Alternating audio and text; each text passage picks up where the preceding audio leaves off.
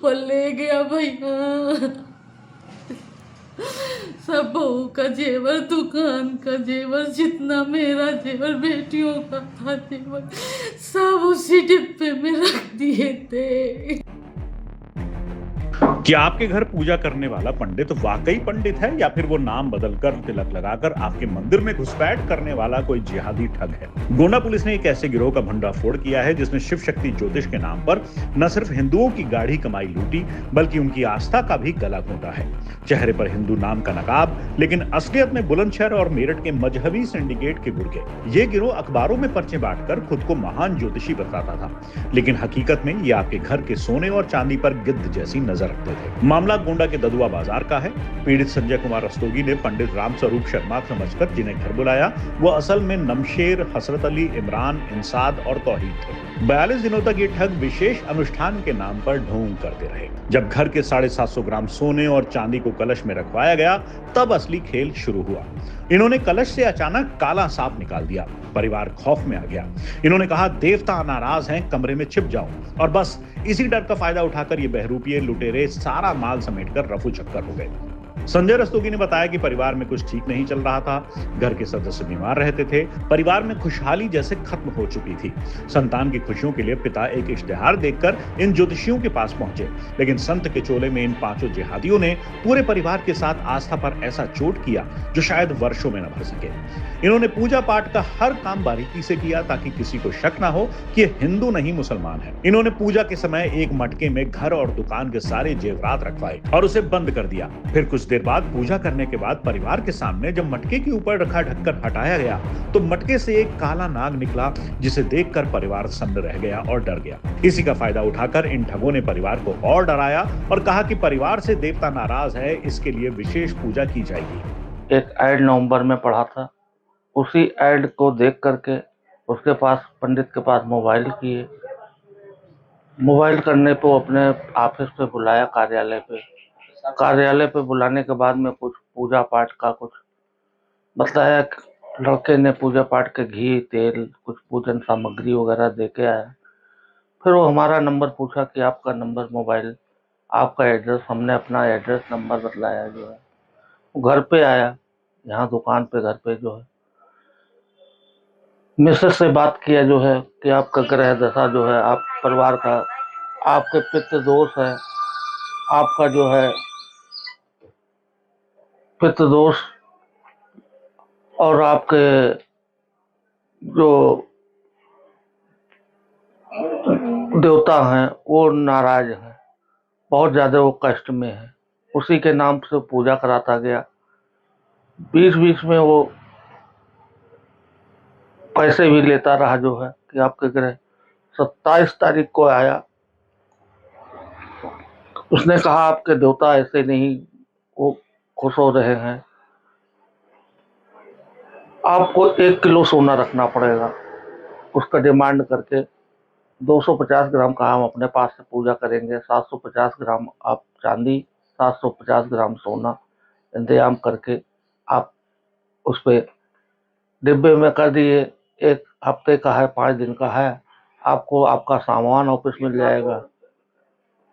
3 धातु और भी रखाया, सोना चांदी तांबा पीतल। उसके बाद में वो पूजा पे जिस हांडी में रखाया था, हम लोग भी बैठे थे कलश में। उस कलश में एक सांप फनफनाता हुआ निकला जो है।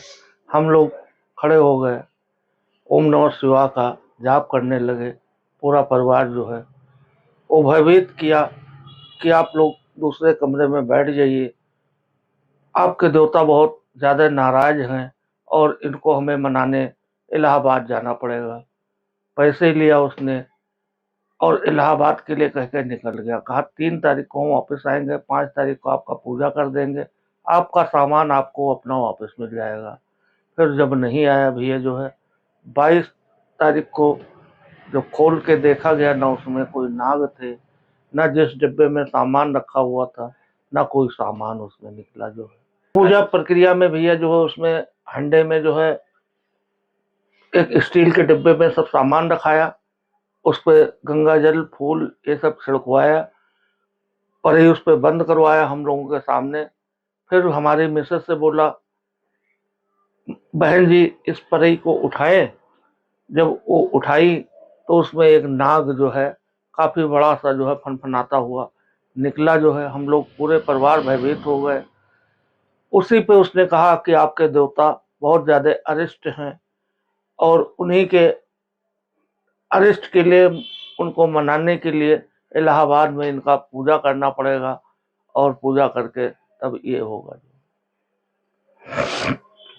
कमरे का ताला वाला कैसे लगाया, क्या कहकर लगवाया, कब तक खोलेंगे इनका? मिसेस से ताला खुलवाया, कहा जब तक हम नहीं आएंगे तब तक इसको मत खोलिएगा। कमरा लॉक करा दिया? कमरा लॉक करा दिया था। इसे उसने कहा था 3 तारीख को आने को है। 3 तारीख को फिर जब बतलाया कि हमारी माँ खत्म हो गई है, बड़े गुरु जी की माँ एक्सपायर हो गई है, हम लोग देहरादून जा रहे हैं और वहां से जैसे हम लोग आएंगे आपका पूजा संपन्न हो जाएगा, आप लोग पूरे परिवार बहुत खुशहाल हो जाएंगे, आपकी जितनी बीमारी परेशानी है सब कुछ आपका सही हो जाएगा। अब बड़ा सवाल यह है कि आखिर क्यों इन लोगों को चोरी करने के लिए हिंदू पहचान का ही सहारा लेना पड़ता है? क्यों हसरत अली और नमशेर जैसे लोगों ने पंडित का चोला ओढ़ा? यह सोची समझी साजिश के तहत हिंदू घरों में घुसपैठ की जा रही है। इनके पास से मिले 5 कूट रचित निर्वाचन पहचान पत्र साबित करते हैं कि ये अपनी पहचान मिटाकर समाज में जहर घोलने और लूट मचाने का संगठित काम कर रहे थे। ये गिरोह सिर्फ गोंडा ही नहीं बल्कि बहराइच के दरगाह शरीफ तक फैला हुआ था। इनके पास से मिला 2 लाख कैश और भारी मात्रा में जेवरात इस बात की गवाही दे रहे हैं कि इन्होंने कितने हिंदू परिवारों को अपनी ठगी का शिकार बनाया है। इनके पास से कूट रचित नंबर वाली i10 कार और 25 मोबाइल बरामद हुए हैं जो इनके बड़े नेटवर्क का इशारा कर रहे हैं। करोड़ों से ऊपर ले गया भैया, सब बहू का जेवर, दुकान का जेवर, जितना मेरा जेवर, बेटियों का था जेवर, सब उसी डिब्बे में रख दिए थे। आपसे बोल के वो रखवाया उसी डिब्बे में? मुझसे गंगा जल छिड़का छिड़का के सब डिब्बे में ओम नमः शिवाय कहते कहते वो रखवाया उस डिब्बे में। हम डरते गए, चांदी बुधो ओम नमः शिवाय करके डिब्बे में सब अलग अलग पन्नी रखी थी। ये नहीं था कि सब एक ही साथ में अलग। कुछ नहीं रह गया भैया, कुछ नहीं रह गया। ठीक ठाक गिरोह का पर्दाफाश हुआ है, जिस गिरोह के कुल 5 लोगों को गिरफ्तार किया गया है।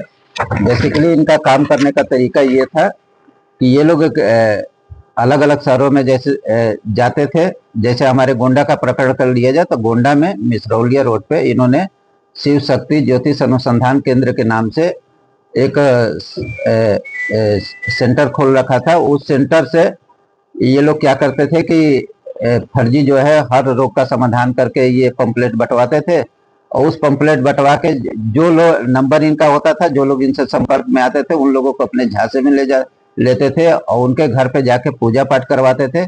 पूजा पाठ के नाम पे कलश स्थापित करके उसमें सोना चांदी ये सारी चीजें रखवा लेते थे और कुछ पैसे रखवा लेते थे।